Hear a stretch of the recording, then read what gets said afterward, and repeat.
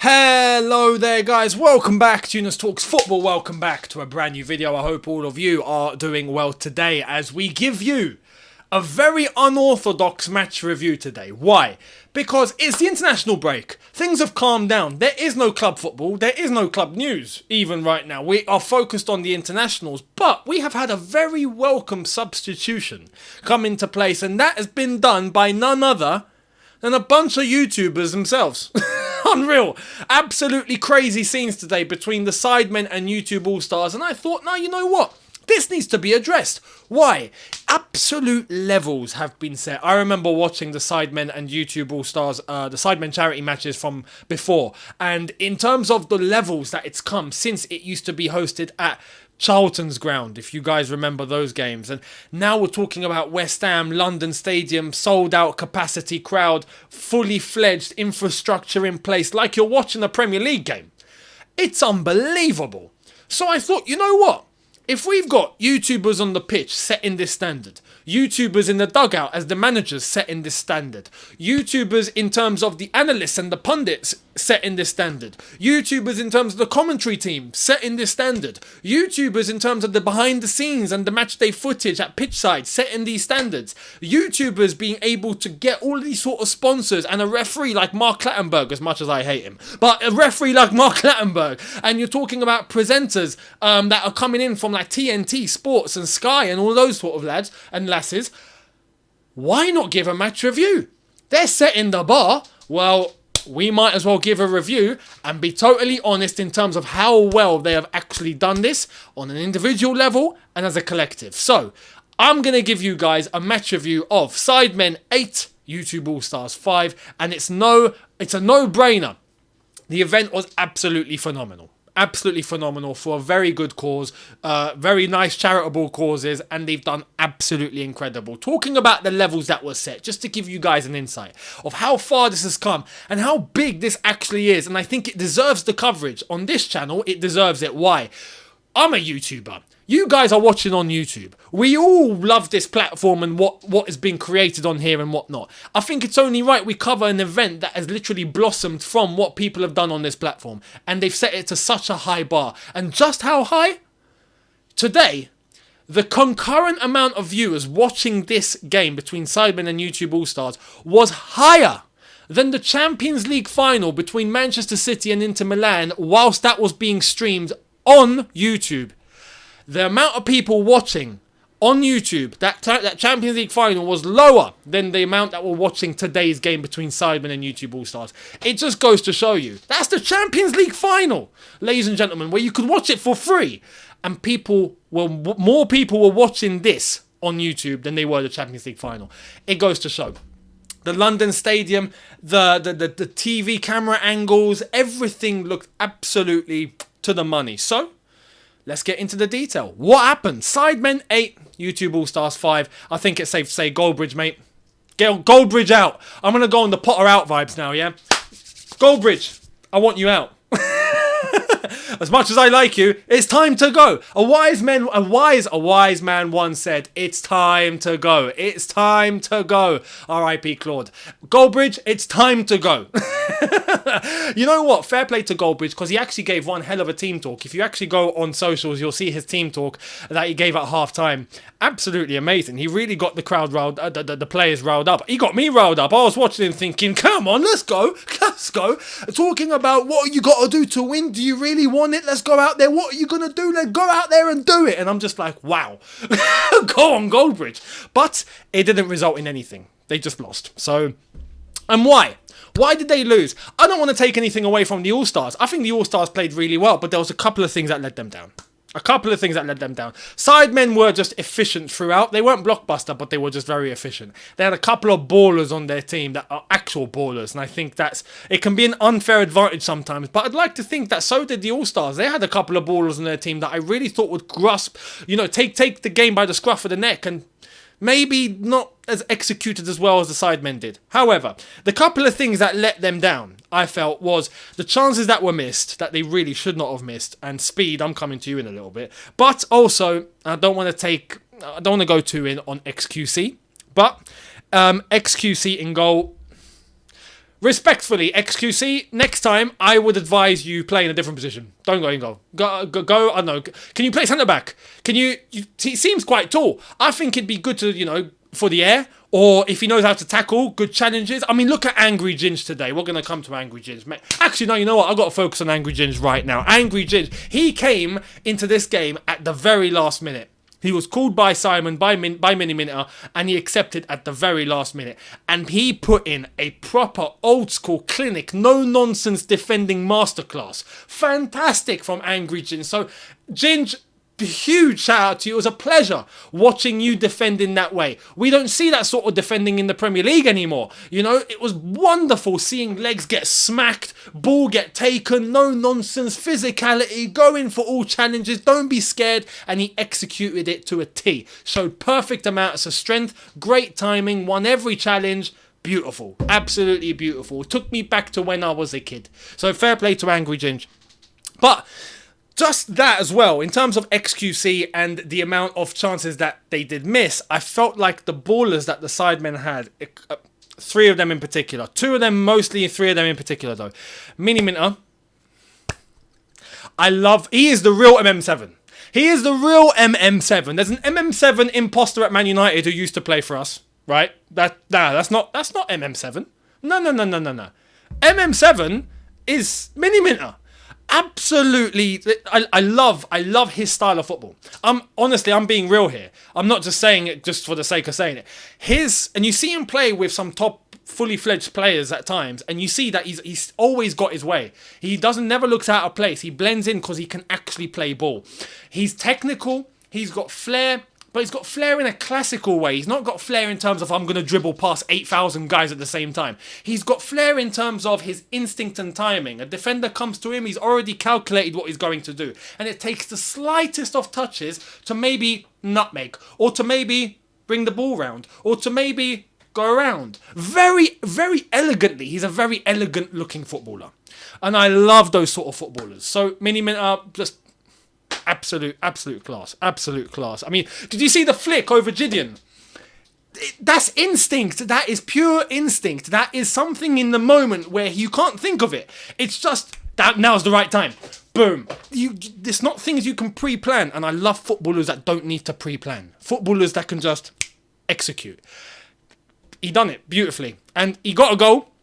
Good goal. And he also got an assist provided from that Gideon flick straight into Manny. Very nice 1-2 as well with Manny, for Manny to get his goal as well, because he scored a hat-trick today. But Manny is the other guy. Manny, hat-trick, man of the match, also got an assist. Beautiful. He's got speed, he's got technique, he's got great timing. His brother, Tobe Jizzle, so Toby, good game, not his best game, but a good game. So I think maybe in terms of an individual performance, he could have done a bit better. But I felt like maybe his brother just absolutely outshone everyone, that it makes him look bad when he actually had a good game. So that is something that you have to bear into context. Another one, Bazinga. Now, I'm very happy for Bazinga. I'm very, very happy for Ethan. Why? Because he scored the first goal of the game. He is the West Ham fan. He's a die-hard West Ham fan. And,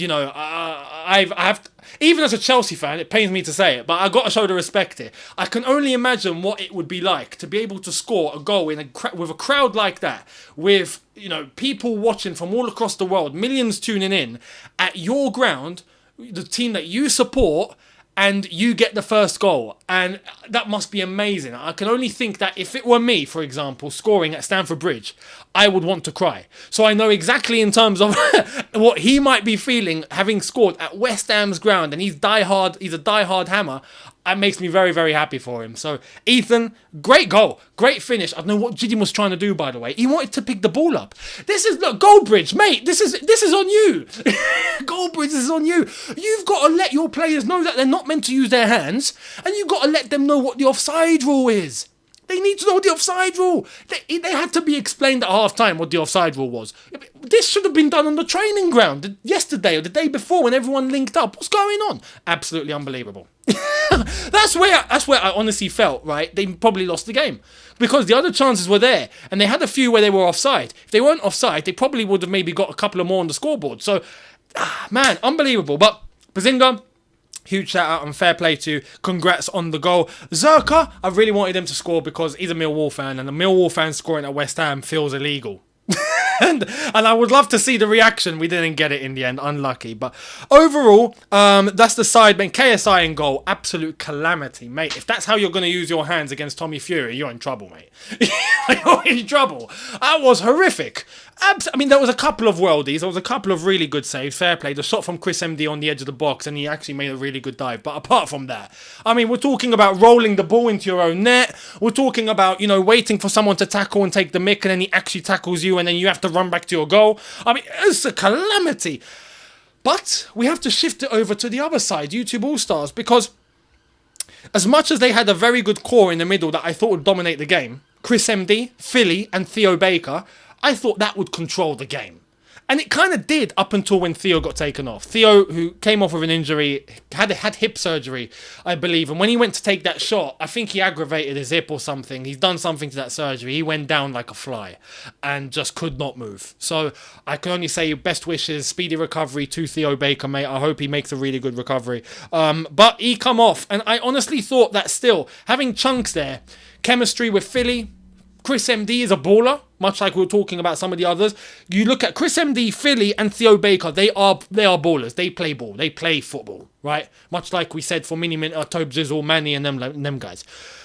But they have an extra ingredient. They have speed. I don't mean just Ishowspeed. I mean speed, actual speed, running speed. Kai Senat and Ishowspeed. Fast guys on that wing. I feel like Goldbridge had the good blueprint and good plan, but the execution just wasn't there. Talking about speed, by the way, I mean, I really wanted them to score. How are you missing that penalty?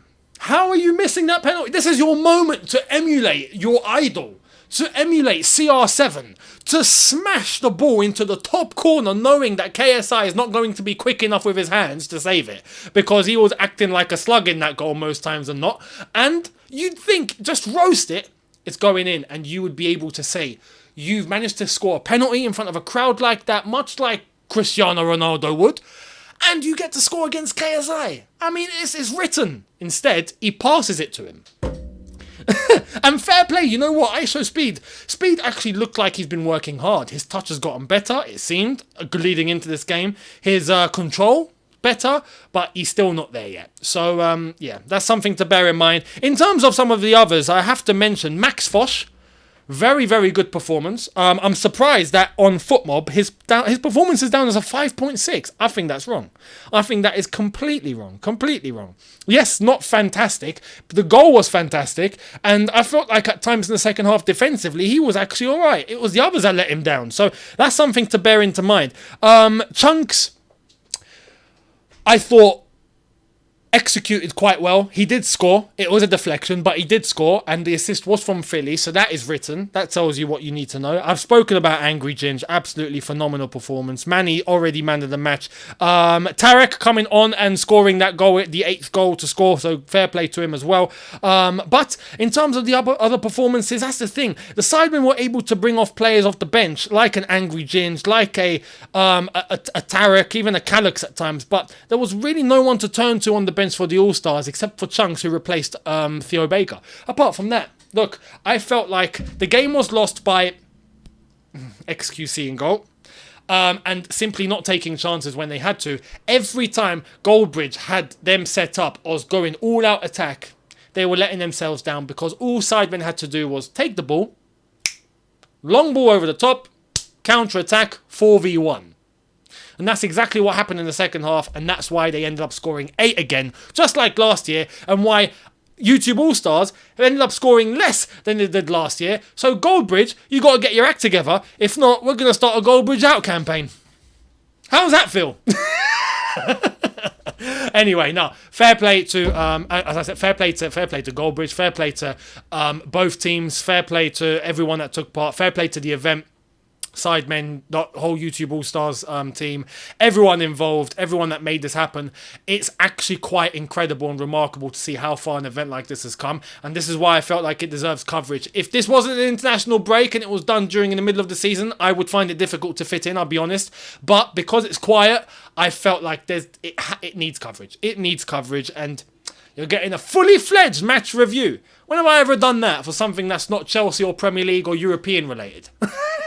Or even international. As I've said, video number 2 will be coming later today where I go in on England and Gareth Southgate, so make sure you guys are there for that. But there we are. Huge congrats to the Sidemen, who ended up getting 8 on the scoreboard. Very, very dominant second half performance. If we're going to go through the goals before we end, Bazinga getting the first, Chris MD getting the equaliser 6 minutes later. We had Mini Minter with the second goal just on the brink of half-time. So it was a very even game up until that point. Then we had Chunks getting the goal literally 2 minutes later in order to equalise the deflection that sent KSI the other way.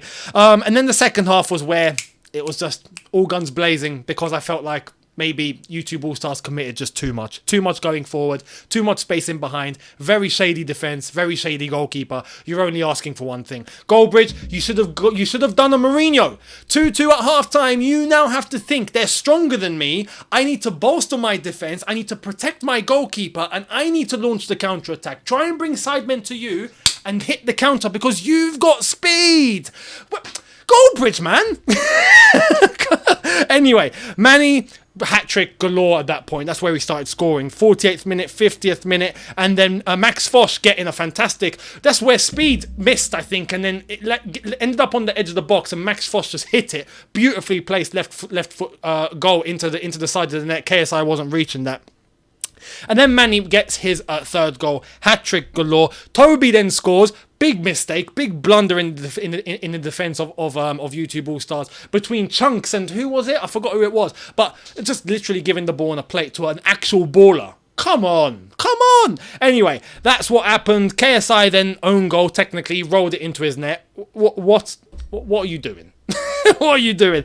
Road to shore. Fair play to Harry. Fair play for actually quite a decent goal. Managed to bend it right into the corner. Good goal. Nico Omilana getting the... It was meant to be a consolation, maybe a potential, a potential comeback on the cards, but then that was killed very, very late on by Tarek, who came off the bench to make it 8 for the Sidemen.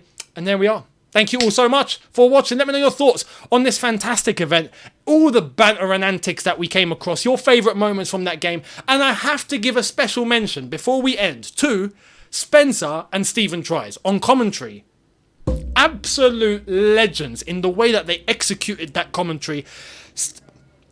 Spencer was very professional with it and done it much like you'd hear on any other TV channel. Beautifully done.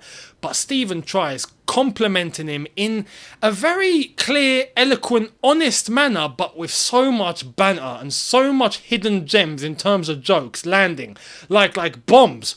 Unbelievable. I mean, when you hear a joke like, what is it that he said during that game that stood out for me? I could not believe what I was hearing. Something along the lines of, the young lad was running something like the young lad was running very nicely there, to quote Philip Schofield. And I'm like, oh my goodness, if that's the commentary we're getting, fair play. So let me know your thoughts. Shout out to those two on commentary and everyone in the event. And let me know your thoughts down below. Much appreciated. Make sure you're hitting the subscribe button. Make sure you're hitting the notification bell to be notified once I've uploaded. Do not forget to check out all the socials. They are in the description and on screen for you very shortly. On top of that, video number 2 will be coming later today. That will be England related based on this game against Ukraine, but not a match review. I've got something else to talk about that I think is in the grander scheme of things that I think we'll end up going into more detail over on Shootout. Link is in the description, but that will come in on a different day. But I felt like there's a couple of things that we need to address about Gareth Southgate, even though we know he's leaving after Euro 2024. But do we want to win Euro 2024 or not? Well, make sure you tune in for the second video of the day later on tonight. Unless there's big club news that comes out, then I will address that in that video, of course. But if not, then I will still see you later on. So thank you all so much for watching. See you later on, people. Have a good one. Take care and peace.